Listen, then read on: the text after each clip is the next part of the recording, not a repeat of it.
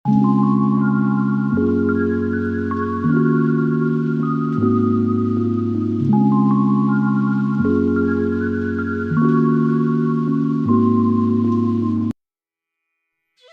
कहानी एक गांव की है, जिस गांव में एक सोहन नाम का किसान और उसकी पत्नी और उसका एक छोटा सा लड़का रहता।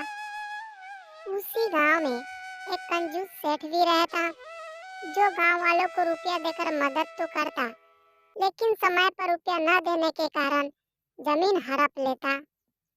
सोहन भी उस सेठ से कुछ रुपए उधार लिए, लेकिन समय पर रुपया न लौटाने के कारण सोहन का जमीन सेठ कुछ अपने नाम करवा लेता।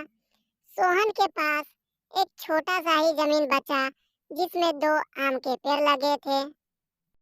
सोहन अपने घर चलाने के लिए दूसरे के यहाँ नौकर का काम करता और हर रोज गाय को जंगल की ओर ले जाता और चराकर शाम को ले आता, जिससे थोड़ी बहुत उसके घर का खर्चा तो चल पाता, लेकिन मन चाहे चीज खरीद कर वह अपनी पत्नी को न दे पाता, जिससे वह दुखी रहता।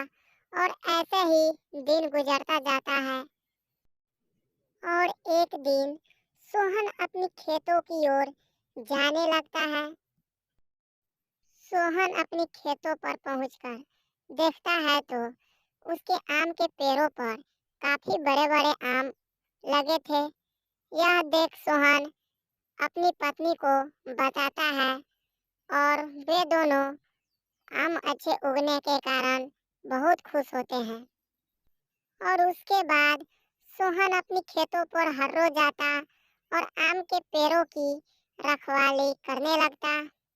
ऐसे ही दिन गुजरता जाता है और सोहन एक दिन अपनी खेतों पे आता और देखता है तो उसके पेड़ों पर आम पकने लगे थे। यह देख सोहन बहुत खुश होता है। फिर थोड़ी देर बाद वह अपनी खेतों से लौटकर घर की ओर आने लगता है। घर पहुंचकर सोहन अपनी पत्नी को बताता कि आम पकने लगे हैं और आम काफी बड़े बड़े भी हैं। उसके बाद सोहन अपनी पत्नी के साथ खेत पहुंचकर आम को तोड़ तोड़ कर एक टोकरी में भरने लगता है और आम के टोकरी को सोहन अपने सर पे उठाकर अपने घर की ओर लौटने लगता है। घर पहुंचकर सोहन आम के टोकरी को एक सुरक्षित जगह पे रख देता और अपनी पत्नी से बोलता, शाम हो चुकी है। और खाना खाकर सोहन अपनी बच्चे और पत्नी के साथ सो जाता है।